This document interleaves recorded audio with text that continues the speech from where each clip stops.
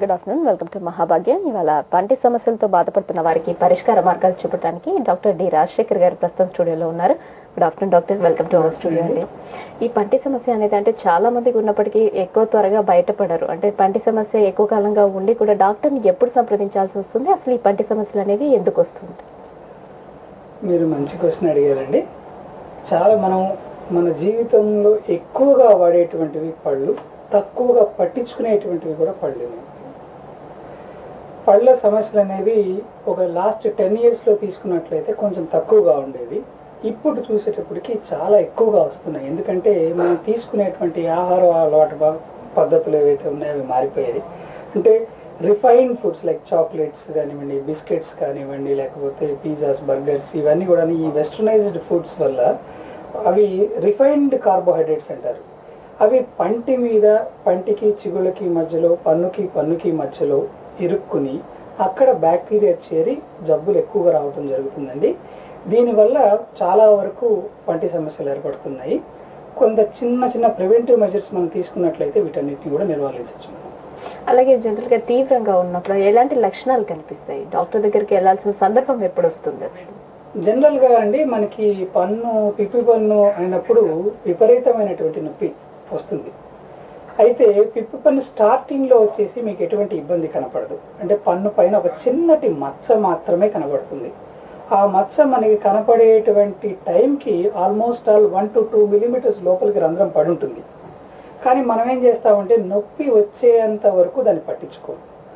ఎప్పుడైతే ఈ పంటిని తీసుకున్నట్లయితే పైన భాగంలో ఎనామిల్ ఉంటుంది, ఒక 2.5 millimeters ఉంటుంది. తర్వాత సెకండ్ లేయర్ వచ్చి డెంటిన్ అంటారండి. ఆ తర్వాత మధ్యలో ఖాళీ ప్రదేశం ఉంటుంది. దానిలో వచ్చేసేసి మనకి నర్వస్ సప్లై, బ్లడ్ సప్లై ఉంటుందండి. ఈ రంధ్రం ఎప్పుడైతే ఫస్ట్ లేయర్లో ఉంటుందో అప్పుడు మీకు ఎటువంటి ఇబ్బంది ఉండదు. సెకండ్ లేయర్ అంటే డెంటిన్ లేయర్కి వచ్చినప్పుడు మాత్రం కొంచెం చల్లటి వస్తువులు, తర్వాత తీపి వస్తువులు తీసుకున్నప్పుడు పన్ను కాస్త లాగినట్టుగా అనిపిస్తుంది. ఎప్పుడైతే ఈ 2 పొరలు దాటి 3వ లేయర్ అంటే మన పల్ప్ అంటారు, ఈ రక్తం సప్లై ఉన్నటువంటి ఏరియాకి ఎప్పుడైతే రంధ్రం పడుతుందో మధ్యలో ఉన్నటువంటి ఆ రక్తం సప్లై ఇన్ఫెక్ట్ అవడం మూలన విపరీతమైనటువంటి బాధ కలుగుతుందండి. జనరల్గా ఈ టైం వరకు పేషెంట్ ఆగి అప్పుడు డాక్టర్ దగ్గరకు వస్తారు. ఇక్కడ దాకా ఆగకుండా ముందుగానే చిన్నటి మచ్చ కానీ, చిన్న రంధ్రం కానీ ఏర్పడేదని ఇరుక్కుంటున్నట్టుగా అనిపించినట్లయితే వెంటనే దగ్గరలో ఉన్నటువంటి దంత వైద్యుని సంప్రదిస్తే మీకు ఇటువంటి సమస్యలు లేకుండా ఉంటాయి. ఒక్కసారి రంధ్రం రూట్ కెనాల్ అంటే ఏదైతే మధ్యలో ఉన్నటువంటి రక్తం సప్లై వరకు వెళుతుందో, లోపల మధ్యలో ఉన్న రక్తం సప్లై ఇన్ఫెక్ట్ అవుతుందో అప్పుడు మనం చేయగలిగేది ఏముండదండి. ఒకటి పన్ను తీసివేయటం, లేదు రూట్ కెనాల్ అని ఒక ఎక్స్పెన్సివ్ ట్రీట్మెంట్ ని మనం చేయించుకోవాల్సి వస్తుంది. ఓకే డాక్టర్ గారు, ఫస్ట్ కాల్ రెడీగా ఉన్నారండి. నమస్తే రామకృష్ణరావు గారు. హలో రామకృష్ణారావు గారు. హలో, కాల్ డ్రాప్ అయినట్టుందండి. రూట్ కెనాల్ గురించి చెప్తున్నారు డాక్టర్ గారు. చాలా మంది అంటుంటారు, అసలు రూట్ కెనాల్ ట్రీట్మెంట్ ఏ సందర్భంలో అవసరం అవుతుందంటారు? రూట్ కెనాల్ అనేదండి పంటి మధ్యలో ఉన్నటువంటి రక్తం సప్లై, నర్వ్ సప్లై ఏదైతే ఉందో దాన్ని క్లీన్ చేసి, ఇన్ఫెక్ట్ అయినటువంటి దాన్ని క్లీన్ చేసి మన బాడీ లోపల యాక్సెప్ట్ చేసేటువంటి జీపీ అంటే గట్టపక్క పాయింట్స్ అనే దాన్ని పెట్టి సీల్ చేసేదాన్ని రూట్ కెనాల్ ట్రీట్మెంట్ అంటారండి. రూట్ కెనాల్ ట్రీట్మెంట్ మనకి ఎప్పుడు అవసరం పడుతుందంటే పన్ను రంధ్రం పడి లోపల ఉన్నటువంటి రక్తం సప్లై వరకు వెళ్ళినప్పుడు, ఇందాక చెప్పినట్టుగా అప్పుడు, లేదా ఏదైనా దెబ్బ తగలటం మూలన క్రాక్ రావటం మూలన కూడా జరగచ్చు, లేదా విరిగిపోతే లోపల ఉన్నటువంటి రక్తం సప్లై బయటపడినప్పుడు అప్పుడు చేయాల్సి వస్తుంది. కొన్ని సందర్భాల్లో కాస్మెటిక్ పర్పస్ అంటే కొంతమందికి విపరీతమైనటువంటి ఎత్తుంటాయి పళ్ళు, వాటిని బాగా లోపలికి తీసుకువెళ్ళాలి అంటే మనం సైజ్ తగ్గించుకుని దానిపైన కవర్స్ వేసేటప్పుడు రూట్ కెనాల్ బయటకి ఎక్స్పోజ్ అవుతుంది కాబట్టి ఇంటెన్షనల్ గా కొంతసార్లు చేయాల్సి వస్తుంది. కొంతమందికి సిస్టమిక్ ఇన్ఫెక్షన్స్ కూడా డెంటల్ దీంట్లోకి రావటం వల్ల పన్ను ఎటువంటి కారణం లేకుండా నొప్పి చేస్తూ ఉంటుంది అనమాట.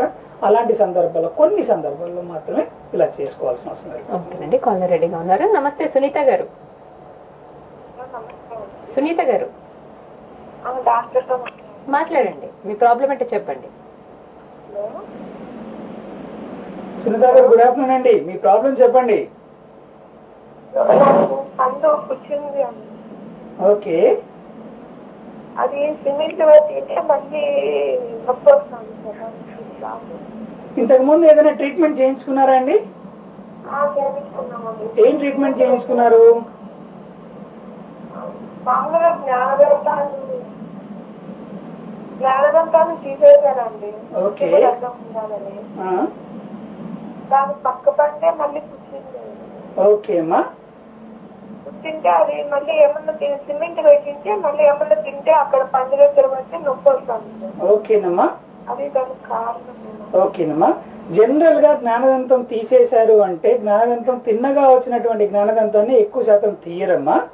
జ్ఞానదంతం ఇప్పుడు మామూలుగా మీరు ఉన్నటువంటి దంతాలకి అడ్డంగా వచ్చినప్పుడు జ్ఞానదంతం, ఆ వంకరగా వచ్చినటువంటి జ్ఞానదంతం ముందున్నటువంటి పన్ను మీద ఒత్తిడి కలిగించి దానికి కింద నుంచి రంధ్రం అయ్యే అవకాశం ఉందమ్మా. ఎప్పుడైతే జ్ఞానదంతం తీశారో ఆ కింద ఉన్నటువంటి రంధ్రం ఏదైతే ముందు పన్నులో రంధ్రం ఉందో చూసారా, దానివల్ల మీకు నొప్పి వస్తుండొచ్చమ్మా. దానికి రూట్ కెనాల్ ట్రీట్మెంట్ చేసుకుంటే సరిపోతుంది. ఒక్కసారి దగ్గరలో ఉన్నటువంటి దంత వైద్యుని సంప్రదించి అక్కడ రంధ్రం ఉందా లేదా, దానివల్ల ఏమైనా ఇన్ఫెక్షన్ వస్తుందా లేదా చెక్ చేసుకుని దానికి తగ్గట్టుగా మీరు ట్రీట్మెంట్ చేయించుకోండి అమ్మా.